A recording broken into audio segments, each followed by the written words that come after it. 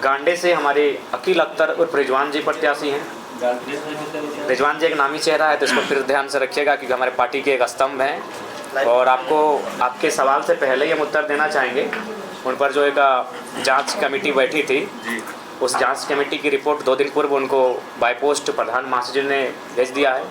और उस रिपोर्ट में ये पाया गया कि उनके जो साथी थे वो दोषी पाए गए। रिजवान जी का अस्वस्थ तो तबीयत ठीक नहीं था, वो संथाल परगना के दौरे से अपने कार्यक्रम को छोड़कर घर लौट रहे थे और वो गाड़ी के अंदर निद्रा की अवस्था में थे। लेकिन उसी बीच गाड़ी रुकी तो कुछ लोगों ने पता नहीं उनके मन में कैसा क्यों आया, उनके ड्राइवर और एक साथी थे जिन्होंने ये बात ड्राइवरों से बातचीत की थी इस विषय पर। और बिल्कुल ग्रामीणों की राय और फीडबैक से पता चला कि उनमें रिजवान जी उस गाड़ी से उतरे ही नहीं थे, वो अस्वस्थ थे, गाड़ी के अंदर थे, उन्हें जानकारी उनको नहीं थी। हाँ, JBK के ही नेता थे। उनका नाम जी शहजाद जी हैं और उनको पार्टी से नहीं 3 साल के लिए निलंबित कर दिए हैं, वो हमारे संगठन बने नहीं रहेंगे। तो रिजवान जी को क्लीन चिट मिला है, हालांकि वो पदमुक्त रहेंगे जो कि उस गाड़ी में केवल वो सफ़र कर रहे थे, यही उनका दोष रहा। बाकी उनका उस कार्य में किसी प्रकार की कोई सम्मिलित और सहभागिता नहीं रही। तो वो पार्टी के प्रत्याशी हैं और चूँकि वो पार्टी के बड़े नेता हैं, उन्होंने डिमांड उनको गांडे विधानसभा जो कि एक बहुत बड़ी चर्चित सीट रहेगी झारखंड की, और हम लोग नहीं चाहते थे कि चर्चित सीट में कोई हम लोग ऐसा प्रत्याशी रहें जिसको झारखंड ना जानता हो। इसीलिए हम लोगों ने बाकायदा रिजवान जी ने ही स्वयं इस प्रस्ताव को लेकर आए कि वो काफ़ी चर्चित सीट रहेगी, तो वहाँ कम से कम चर्चा होना चाहिए। तो रिजवान उर्फ अकील अख्तर जी गांडे विधानसभा से हमारे प्रत्याशी होंगे। धनबाद से सपन कुमार मोदक जी हैं जो धनबाद शहर सदर से हमारे प्रत्याशी होंगे। खरसवां सीट से पांडुराम हाइब्रू, ये शेड्यूल ट्राइब के लिए आरक्षित सीट है। खरसवां जो कि कोल्हान प्रमंडल के सरायकेला खरसावां जिला के अंतर्गत आता है। सिंदरी विधानसभा से हमारी महिला नेत्री उषा देवी होंगी। बोकारो से भी एक महिला नेत्री सरोज कुमारी होंगी। ये हमारे आज के प्रत्याशियों की सूची है। आज कुल हो गया 1 2 3 4 5 6 7 8 9 10 11 12 12 2 14। वो हम लोग आपको दे देंगे, अभी ऑफिशियली आपको एक बार 14 है टोटल। सरोज कुमारी 14 है। आज एक बार संक्षिप्त में रिपीट कर देते हैं।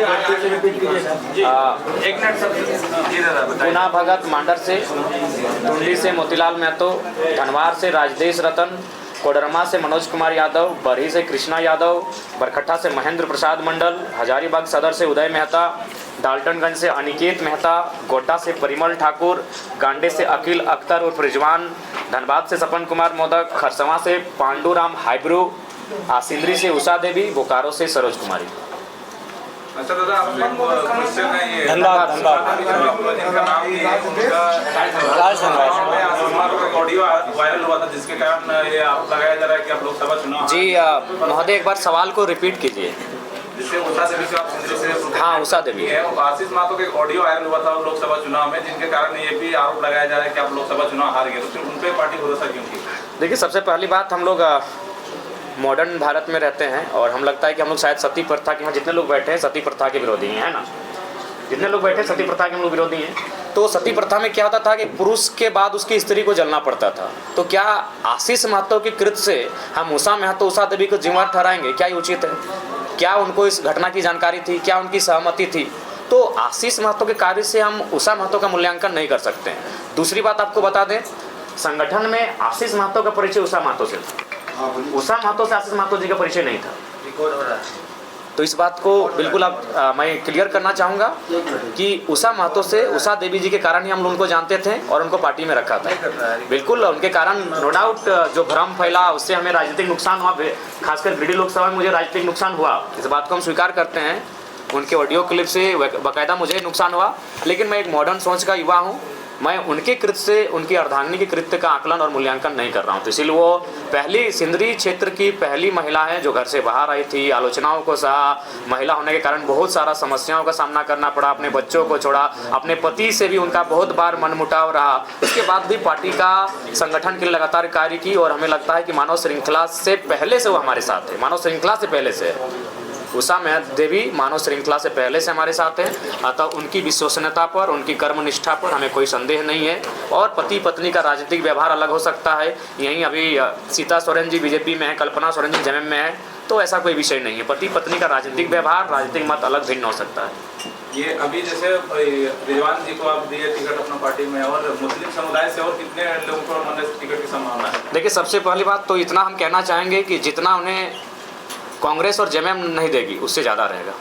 कांग्रेस और जेएमएम से मुस्लिम समुदाय को जेएलके में ज़्यादा टिकट देगी। अब मोतीलाल जी को जो नामचीन चेहरा है उसको टुंडी क्यों ऑफर की? देखिए, टुंडी में हम लोग बहुत ज़्यादा वोट लेके आए हैं, और कहीं ना कहीं टुंडी हम लोग एक बेहतरीन सीट है, इस सीट को हम लोग आगे भी बेहतर करेंगे। और जहाँ तक मोतीलाल जी का प्रश्न है, वो पार्टी के दूसरे नामचीन चेहरे हैं जिन्होंने लगातार 2.5 सालों से, 2.25 सालों से संगठन को सींचा है, गांव-गांव गए हैं, मेहनत किए हैं। और ये एक केंद्र अध्यक्ष होने के नाते मेरी भी नैतिक जिम्मेवारी थी, क्योंकि मैं अगर डुमरी गया हूँ तो वह डुमरी क्षेत्र के हैं, तो टुंडी से उनको सम्मान मिलेगा और मेरे घर से वो लड़ेंगे। अब बोकारो से जो आप प्रत्याशी का घोषणा की, उनका संगठन में क्या योगदान रहा? देखिए, विगत 2 वर्षों से वो भी संगठन में एक्टिव हैं। हालांकि महिला होने के कारण संगठन की गतिविधियों में आपने उनको कभी देखा नहीं होगा, लेकिन तमाम आंदोलन में वो लगातार रही हैं। आपने उन्हें वॉच नहीं किया। उनका सबसे खास जो काम रहा वो पार्टी रजिस्ट्रेशन का काम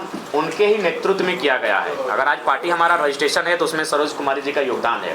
नहीं तो हम लोग इस बार के भी जो 70 विधानसभा में लड़ने जा रहे हैं उसमें पता चलता कि धनबाद में हमारा सिंबल कबूतर है, तो सिंदरी में हमारा गमछा है, तो टुंडी में हमारा फल है, तो रांची में हमारा ट्रैक्टर है।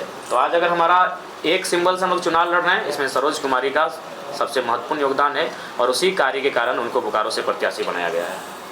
जितने भी आवेदन विधानसभा सीट है, पिछले दशक में हॉट सीट बना हुआ है, तो जयराम मातो वहाँ से खड़े हो रहे हैं, तो वहाँ की प्रतिद्वंदिता बहुत ज़्यादा टफ होगा। तो क्या रणनीति रहेगी आपको वहाँ चुनाव? देखिए, रणनीति हमारी यही रहेगी कि पिछली बार हम लोगों ने जो भूल की थी, क्योंकि चुनाव बेशक केडर जिताते हैं, बूथ मैनेजमेंट जिताती है, लेकिन हम लोगों ने केवल अपने कार्यक्रम में ध्यान दिया था।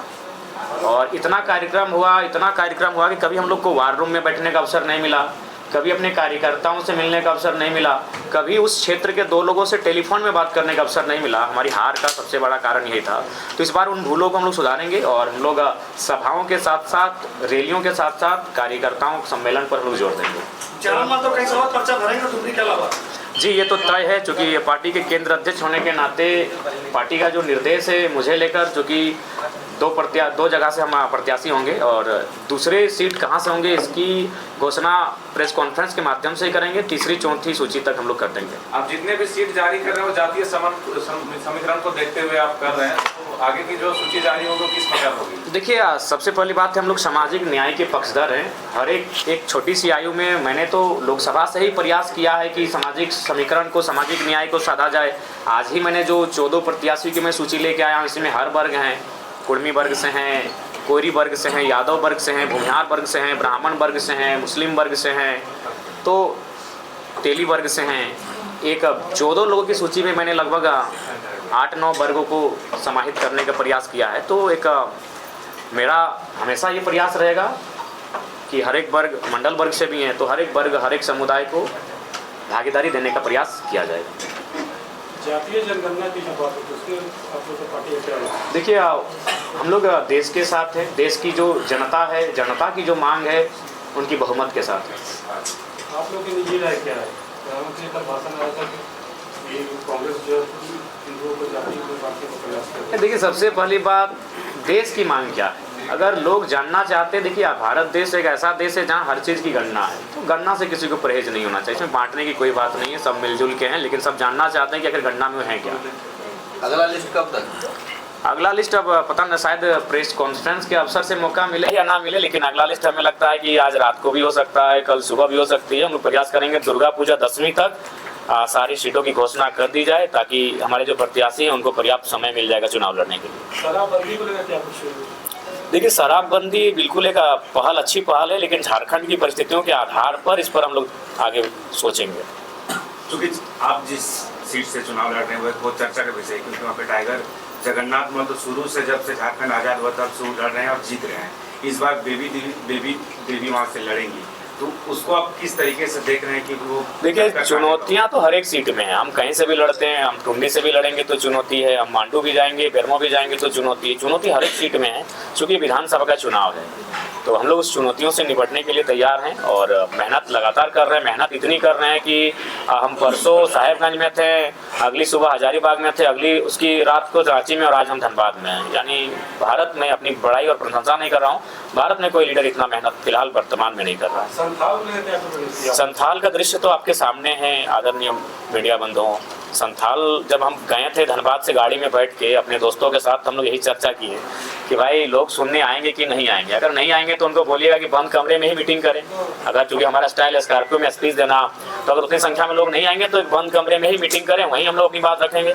लेकिन जब संथाल परगना में हमारी एंट्री हुई बाबा बैद्यनाथ के निवास स्थान में झारखंड में, तो बड़ा अद्भुत दृश्य था। जरमुंडी में जो सभा हुई उसके बाद वहाँ से गोड्डा गए, गोड्डा में भी वही दृश्य था। महागामा में तो फिर रात को पहुँचे सो दृश्य वो था, और राजमहल में तो फिर अद्भुत दृश्य था। राजमहल गंगा के तट पर जो मेरा सम्मान हुआ, जो भीड़ दिखी, संथाल परगना के 5 सभाओं को देखने के बाद मुझे लगा नहीं कि वो धनबाद से बाहर है।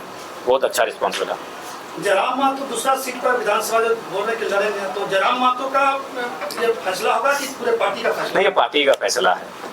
क्योंकि पिछला बार भी पार्टी हमको 2 लोकसभा सीट लड़ने बोल रही थी। धनबाद बकायदा हमें ही ऑफर किया गया था कि धनबाद हॉट सीट है, लेकिन मेरा ये तर्क था कि दोनों जगह अलग अलग सिंबल हो सकता है, पार्टी का रजिस्ट्रेशन नहीं हुआ है और कंफ्यूज हो सकते हैं सीरियल नंबर को लेकर कि धनबाद में सीरियल नंबर 5 है, गिरिडीह में 7 है, और दोनों मैंने सीमावर्ती क्षेत्र है। तो पार्टी ने मुझे पिछला बार ही कहा था, क्योंकि पार्टी का नहीं, ये पूरा झारखंड का मानना है कि जिस सीटों पे हम लड़ेंगे उसमें प्रभाव कुछ ज़्यादा बढ़ता है। कुछ संभावित सीट बता दीजिए कहाँ से लड़ेंगे? हाँ, संभावित सीट मान के चलिए, अब टुंडी तो आज क्लियर हो चुकी है, तो टुंडी को भी हम संभावना में रखे थे। तो अब संभावित सीट हमारी रह गई गोमिया, बेरमो, मांडू।